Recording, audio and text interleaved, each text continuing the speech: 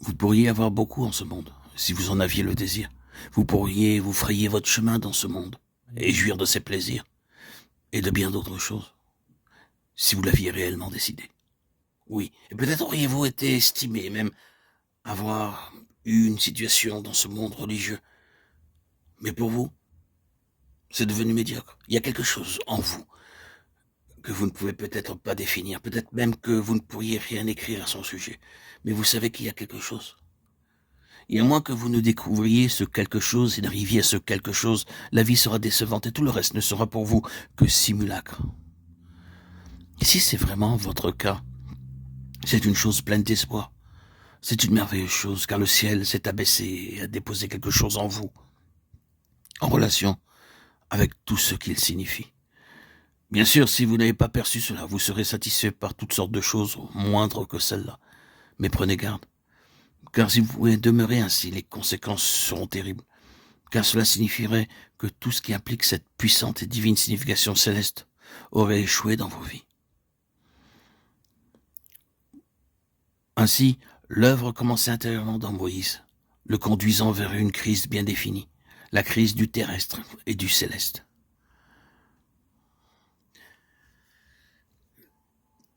Le Seigneur a des manières merveilleuses de produire cette crise. Vous savez, ce n'est pas toujours produit et introduit en nous lors d'une certaine extase, si c'est ce que vous recherchez, ni par la gloire d'une grande et lumineuse vision. L'enchantement de votre âme, une certaine expérience divine, formidablement merveilleuse. Cela n'arrive pas toujours comme cela. Il n'en a pas été ainsi pour Moïse, ni pour bien d'autres. Comment cela est-il arrivé? Moïse est sorti un jour et a vu un Égyptien persécutant un Hébreu, et ce sens de sa destinée a pris possession de lui et l'a subjugué. Mais étant fort physiquement, il s'est jeté sur l'Égyptien et l'a tué. Ce fut la crise qui a tout précipité. Parfois, nous les avions seulement au céleste, où nous n'y sommes confrontés que par quelques affreuses incartades ou tristes échecs. Aussitôt après cela, la situation est devenue intenable pour Moïse en Égypte. Il a dû quitter ce pays. Mais qu'y avait-il dans la crise? Quelle en était la signification? Pourquoi Dieu la permettait? Moïse aurait pu dire pourquoi le Seigneur a permis que je fasse cela, pourquoi est-ce que le Seigneur qui m'a préconnu et qui dans sa préscience m'a appelé à son grand service m'a permis de faire une chose semblable à celle-là? Pourquoi est-ce qu'il a permis que je sois entraîné à commettre un tel acte, un meurtre avec mes mains? Moi qui suis appelé à être le libérateur du peuple de Dieu, pourquoi est-ce que le Seigneur l'a permis? Et la réponse aurait été, ce n'est pas la manière dont le ciel fait les choses. Moïse, cela, c'est la manière dont le monde fait les choses. C'est la façon dont la chair fait les choses. Ce n'est pas la manière céleste de faire les choses.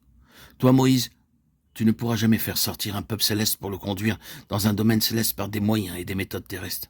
Apprends cela une fois pour toutes. Cela peut sembler une manière terrible de régler la situation, mais la voilà claire et sans détour. Ce peuple choisi dans ma préscience et par un acte souverain, c'est avec le sens de cette destinée en toi-même qu'il sera libéré.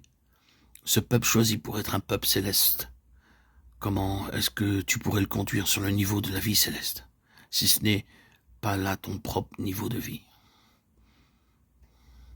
Le ciel fait éruption et dit avec emphase, non Moïse, des armes charnelles pour des fins charnelles, mais pas des armes charnelles pour des fins spirituelles, des manières terrestres pour des fins terrestres, mais pas des manières terrestres pour des fins célestes.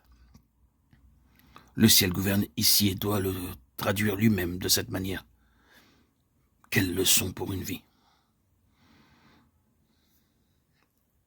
Maintenant, nul besoin d'avoir été un meurtrier, mais sans doute que certains parmi ceux qui entendent ces mots ont appris des leçons très profondes dans ce domaine. Vous ne pouvez pas marcher avec Dieu sur le plan céleste, avec la force de la chair. Vous ne pouvez pas progresser avec Dieu le long de cette démarche, de cette voie qui vous est proposée. Vous ne pouvez pas servir Dieu dans son dessein céleste de cette manière terrestre. C'est tellement vrai en tant que principe. Le ciel n'aura besoin de rien de tout cela. Il réclame sa propre vie, sa propre nature. Ce fut donc la crise du céleste et du terrestre dans la formation de l'homme qu'était Moïse en Égypte.